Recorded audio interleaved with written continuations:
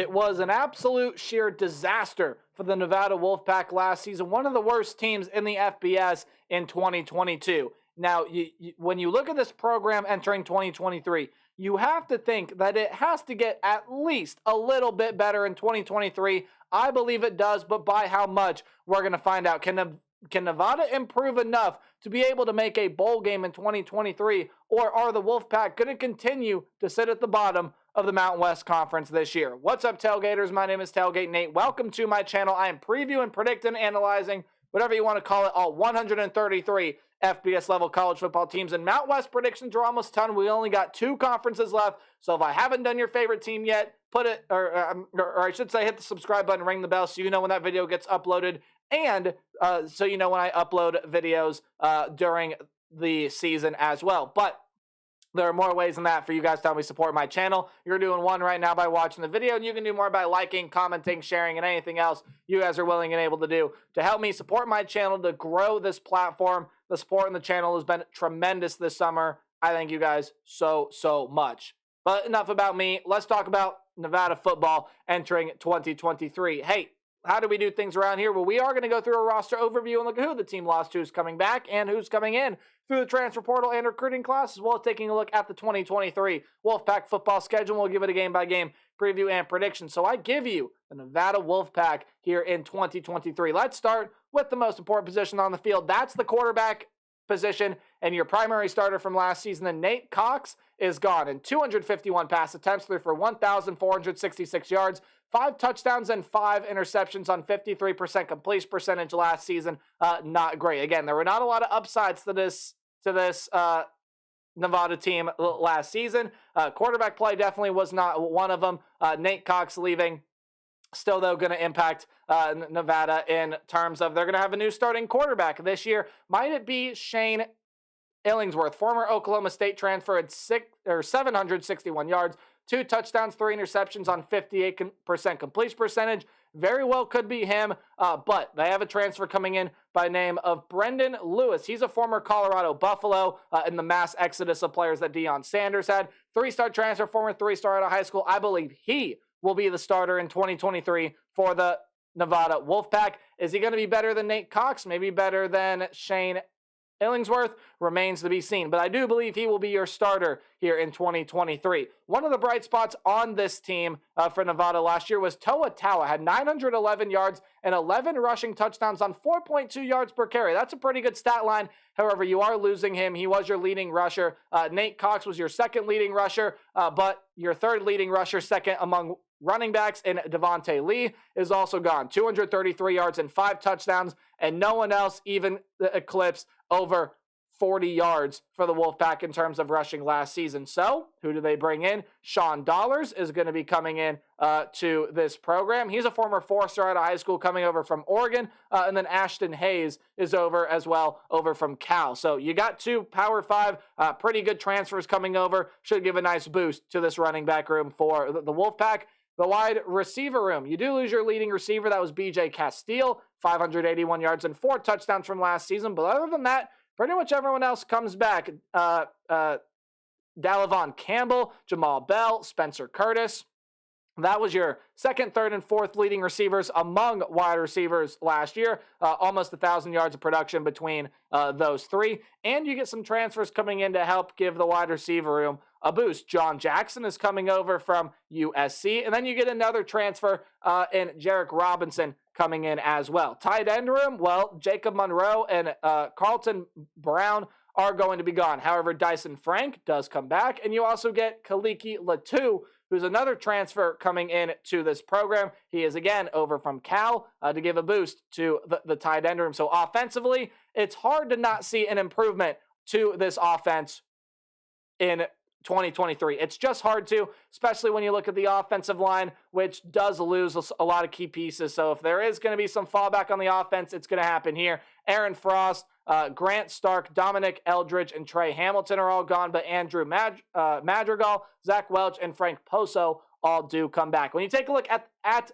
the defense Well, in my opinion, I do believe you lose what, in my opinion, again, was your best defensive lineman from last season. That's Dom Peterson. Not only did he lead the team in sacks, he was also a top 10 tackler on this team, 6 sacks, 34 tackles, and recovered 3 fumbles while forcing 2 of his own. So really good player. You're going to be losing him. That is a major loss on the defensive line for Nevada. But other than that, pretty much everyone else does come back. Deion Washington, James Hansen, Thomas Whittle, and William Green. All of them will return to this defensive line. So should still be a pretty solid unit for Nevada here in 2023, as well as getting a transfer coming over. And Henry Ika Hihifo is coming over to the team to help give a boost to the defensive line.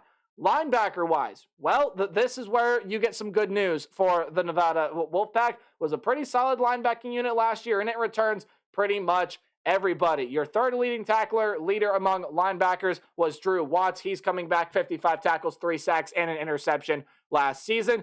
Nick Mate Ilona, I know I pronounced that last name wrong. I apologize for any mispronunciations, but he returns, as well as Elijah Winston.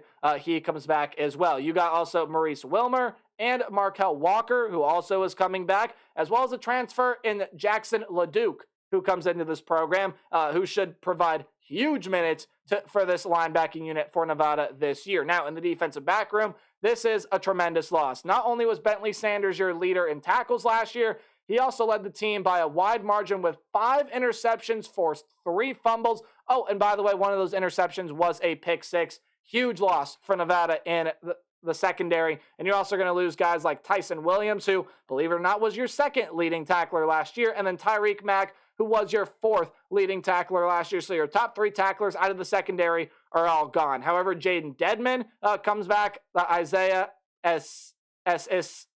Esisima is coming back. Emily Johnson and Zeke Robbins, all of them are going to be coming back to the defensive backfield. Dedman, 8 passes defended. Esisima, 9 passes defended with 2 interceptions last season. So you still got some good talent, as well as the transfer in Trey Weed, who is coming in. Your head coach is Ken Wilson, offensive coordinator is Derek Sage, and your defensive coordinator is Kwame Aguiman. As now we take a look at the Wolfpack schedule here for 2023. Any game at home is going to be underlined, while any game on the road is in italics or that slanted text. Any game you see in green is a game that I think the Wolfpack will win handedly. Any game in yellow is a game that's going to be a 50-50 type game, maybe an upset bid, but I do have Nevada winning the game, and red is a loss. And I believe you're going to start out your season with a loss here against the dynamic offensive, just absolute wrecking ball that are the USC Trojans. Caleb Williams is your reigning Heisman winner, could definitely win it again in 2023. Too much talent on offense. It's a defense that, while it has stuff to prove, added a lot of depth. Nevada will lose to USC in week 1, but Wolfpack fans don't have to wait too much longer for their first win. I believe it'll come against the Idaho Vandals, a program from the FCS ranks. Used to be an FBS program. Now they are not. They are from the FCS, and I believe Nevada will be able to beat them. Then you got another tough non-conference game. The game text is already highlighted in red, so we'll keep it in red here because I do believe Kansas is going to be a very talented team to watch out for in the Big 12 Conference this year. If everything goes right, who knows? They may find themselves in the Big 12 championship game, but Jalen Daniels comes back. A lot of talent on offense comes back. And while the defense has a lot of improving to do, there are some nice key pieces back there as well. So Kansas, Jalen Daniels, too dynamic of a player for the Wolfpack defense to be able to handle. I got Kansas winning that game. Now, on the road against Texas State is an interesting one. I definitely think it can be a winnable game for the Wolfpack, but I also would not expect them to be favored in this game. Texas State added a lot of very talented transfers. G.J. Kinn is coming over as head coach from Incarnate Word, led them to over 50 points per game last season. I believe that would have eclipsed even any number posted by an FBS team last season, FCS semifinals last year, and he brings a lot of that talent over with him to Texas State. I believe the Bobcats are going to be a very competitive, very solid team out of the Sun Belt Conference this season. Even if it doesn't lead to a postseason berth, they are definitely going to start climbing that ladder. Texas State will beat Nevada in week 4. Week 5 is going to roll around, and you got a game against the Fresno State Bulldogs. Now, the story with that team, Jake Haener is gone. You lose a 1,000-yard rusher and a 1,000-yard receiver. But next man up mentality is going to happen for Fresno State this year. Mikey Keene is coming in at quarterback. He's a transfer coming in. There are some other really good transfers coming in to help give that offense a boost, as well as some guys going to step up and play much bigger roles. And that I think will fit in well. A lot of solid pieces coming back on that defense. And going on the road there to play in that building, not a fun place to play out of the Mountain West Conference. So Nevada will lose that game on the road as well. So then you get your bye week. You've suffered 3 straight losses. And I'm sorry, Wolfpack fans, I got you losing a fourth one here as well to the UNLV Rebels. I believe your in-state counterpart there at the University of Nevada, Las Vegas, are going to be a pretty solid team out of the Mountain West Conference. Wouldn't shock me at all to see them make a bowl game. Now, there are a couple games which their season is going to hinge on, but you got a new head coach coming into that system. I believe that immediately gives a boost to that program. And then when you take a look at who else is coming back, Doug Brumfield comes back, and at the quarterback position, you lose a dude in Aiden Robinson, but they're not Aiden Robinson, Aiden Robbins, my apologies. But there are a lot of other talented players on that offense. Defensively, there are a lot of key pieces coming back as well. Some transfers coming in. I think UNLV is going to be a solid team. Nevada will lose that game. And then you're going to lose on the road against San Diego State as well. Yes, that game did get changed and is highlighted now. That is a loss for me. The defense lost 8 to 9 starters last year. Yes, I realize. However, it's still going to be one of the better units the Mountain West Conference has to see in 2023, as it usually is under Brady Hoke. And it's an offense that, hey, well, it did find a spark last season, especially towards the late stages of the year. If that spark can continue and it can roll into some momentum here for San Diego State's offense in 2023, that could be a team we could see in a Mountain West Conference championship game. But for right now, got that as a loss for the Nevada Wolfpack. However, your next 2 games, I think, are going to be wins for this team. You got 2 home games that are easily very winnable games. One of them is against the New Mexico Lobos. Now, I do have you beating New Mexico in the fact that New Mexico is the team that's sat at the bottom of the Mountain West Conference for so long.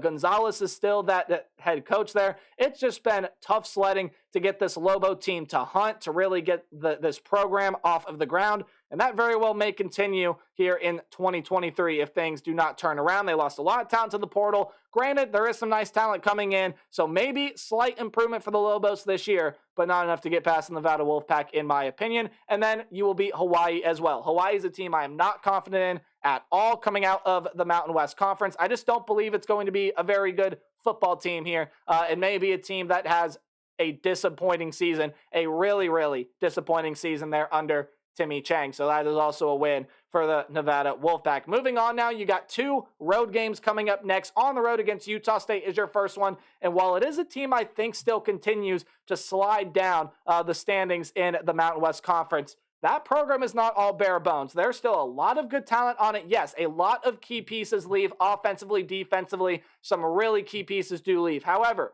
when you take a look at the Utah State Aggies, there's still a lot of pieces to like there. You got a quarterback coming back. There are still some good positions in the there are still some good players in the skill position grouping.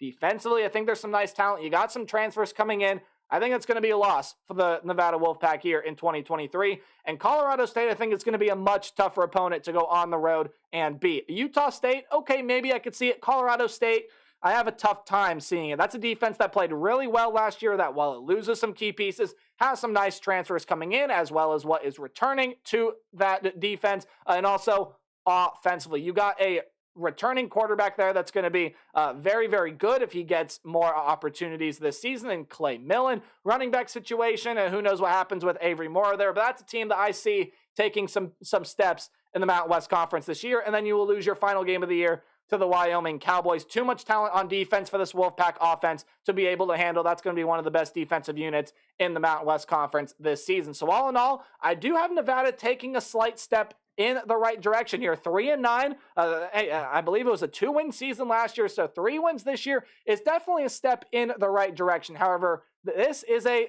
Nevada program that I forgot to mention Jay Norvell, the former head coach there at Colorado State. That's another factor in that game. But once he left, this is a program that's going to be rebuilding for quite some time now. Maybe they can make a jump this year. but I got the Wolfpack sitting at 3-9, maybe at their peak, just missing out on a bowl game. But that's my thoughts on the Wolfpack. Let me know yours in the comment section down below. And as always, remember to play hard, but tailgate harder. Final day of the Mountain West coming up tomorrow. See you guys then. Goodbye.